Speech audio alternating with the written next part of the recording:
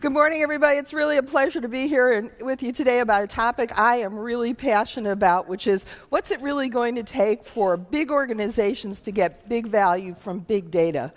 You know, as I stand here today and I look at all of you, I feel a little bit like it's a homecoming, because this is a topic that I have visited over and over again in my career, both as a consultant and as a researcher.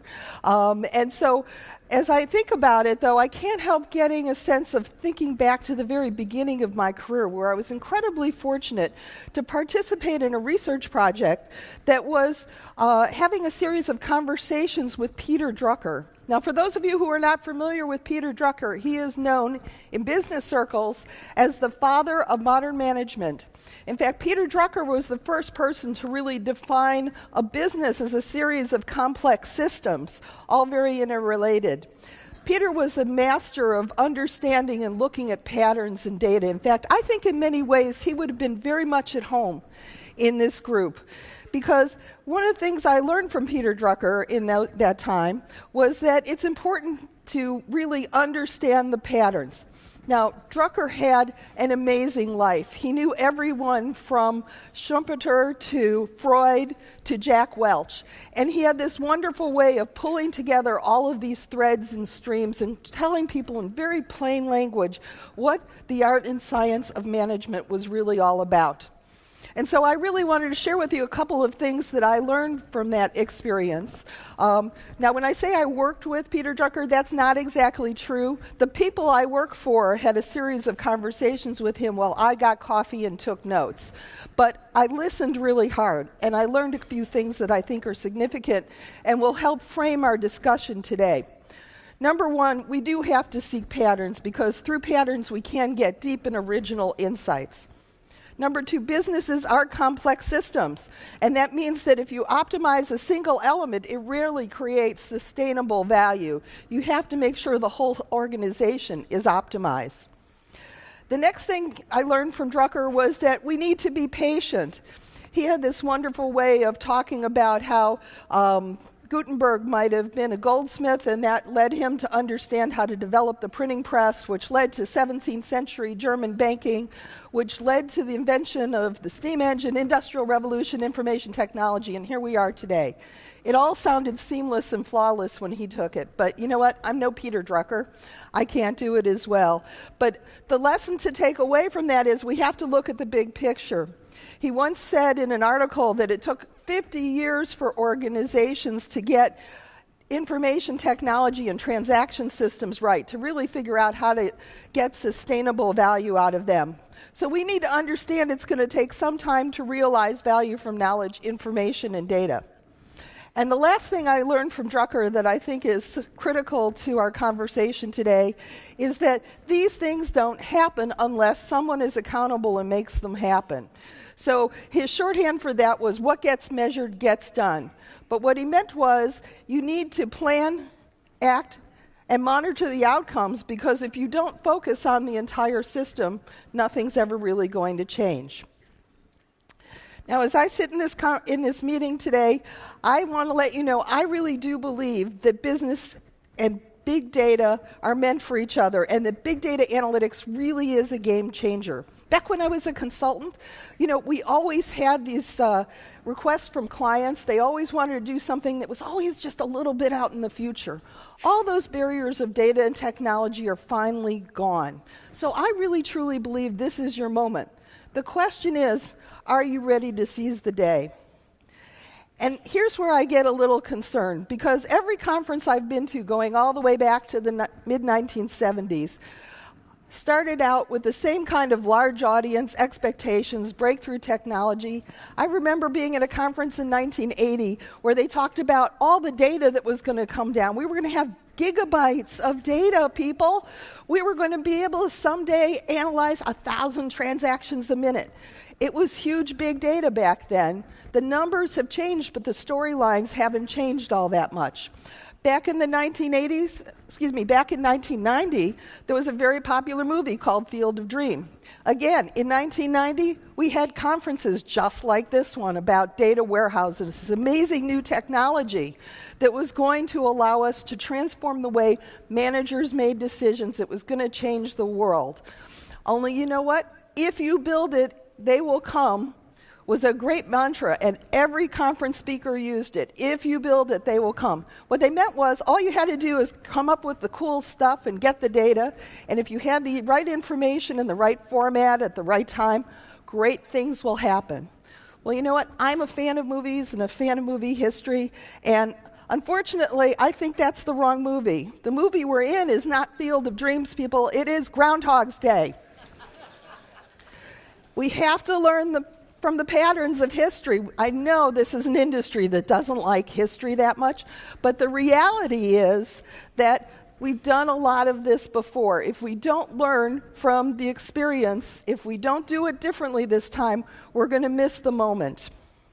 And I don't think we can afford to have that happen, because realizing value for business executives, indeed for governments and organizations of all stripes, is absolutely critical, yet it remains elusive to many. And if you don't believe me, this is kind of distressing for me actually. I first used this slide in 1998. The only words that are different are the ones in blue and red. The reality is, executives know that they're just beginning to tap the potential that's in their data. They know there's a lot of information outside their organization that's useful. The question is, how are they going to do it? In 1998, an oil executive came up to me and said, you know, I think this whole experience, this data deluge, information overload, whatever you want to call it, is a little bit like going to an amusement park. There's a lot of smart kids who are dragging you onto this exciting ride, and they guarantee you there's going to be thrills aplenty. And it is. There's a lot of sharp rises and falls, hairpin turns. You get off, but here's the problem. At the end, you're a little bit queasy, you're a little bit poor, and you've arrived back at almost exactly the same place you were before. So what are we going to do about that? Well, on the business side, the good news is executives understand that having lots of data technology and data scientists is just the data point. They need to make changes as well. And they understand to really unlock that power, the organization has to change as well. But there's one thing that we really have to do as an organization, and that is we have to understand that there's a journey that's bigger than just the people in this room. We have, from a business perspective, the need to take individual insights and turn them into organizational insights, actions, and outcomes. So how do we go from the business issues that matter through the data, analytics, and insights to organizational insights? So it's not enough of a data analyst that knows something. The guy who makes the decisions has to buy in too. That's the first place where we have a gap. Because if there is one barrier, in my opinion, based on decades of research, to the widespread adoption and impact of big data, it's lack of trust. Now, I know when you go and meet with executives in companies, you meet with polite folks, you meet with people who are enthusiastic, but a lot of the decision makers are secretly thinking this: you know what? I know you think you're hot stuff, data scientists, but I'm accountable for business results, and guess what? You don't speak my language, you don't seem to understand me, you don't understand my business, you don't understand what drives success in my industry, and you know what? I just don't trust you or your fancy systems. We've got to find ways to forge trusting, collaborative, and effective working relationships with decision makers. And that means, in addition to all the other things data scientists have to do, they also have to have business acumen, industry knowledge. They have to be able to communicate in the language of business, and they have to actually become a coach to these folks.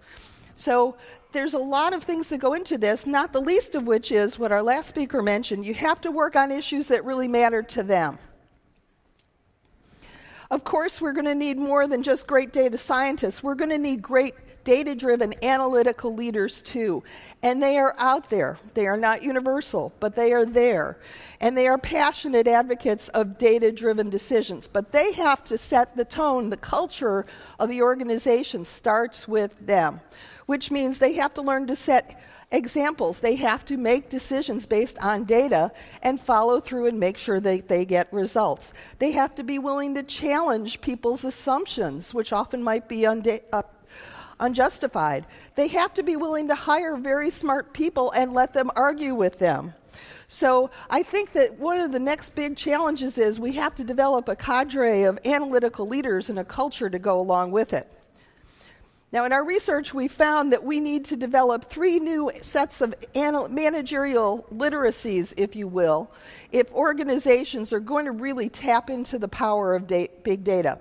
The first one probably doesn't surprise you. They have to become data literate. They can't just view the people who manage and analyze data as somebody off to the side who does something that they don't really have to know or understand. So they have to be astute at finding, manipulating, managing, and interpreting data. The next thing they have to do is be willing and able to apply the principles of scientific experimentation to business. This is not necessarily a natural act in many organizations. The last thing they do, they have to be numerate.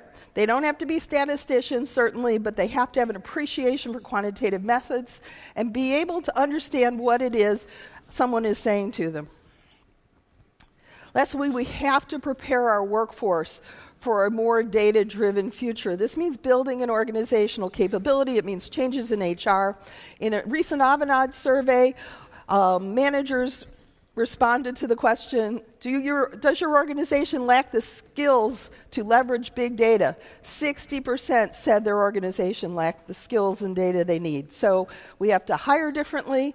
We have to build different kinds of career paths and requirements and expectations of managers as well.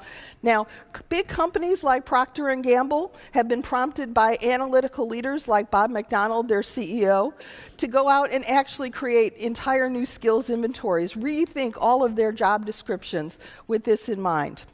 So there are organizations that are starting to do this. The question is, what can you do to step in and help them move this forward? And then finally, we all know that data is a strategic asset, but organizations need to start treating it like one. And there's things that you can do to help. The traditional view of IT talking about data management is really sort of, they think of it like a giant iceberg, you know? There's the things on the top that they can see, the data and the business questions and the analytics, and then underneath is all the ugly stuff nobody wants to deal with. The data management, the data cleansing, the quality, all the things business executives think of as kind of like eating your vegetables. They know it's good for them, but they aren't necessarily eager about doing it. Those are the things that need to change and evolve, because in a big data world, things like MDM or data cleansing take on a different meaning. We don't have the same control over data outside our corporations. So you need to not just ignore the folks in IT. The ERP systems still have to run if you're going to have a business, but we need to work together to define new guidelines and principles about data management. Then there's some business things we need to do as well. We have to find the data we need. If we can't find it, we have to start thinking about creating it. So if you can't get it, what can you do? Much like, for example, progressive snapshot device, that's a way to create data that did not exist. And then lastly, we need to partner with business executives to help them understand how we can monetize data, something that's going to be a $600 billion business just in the US by the year 2015.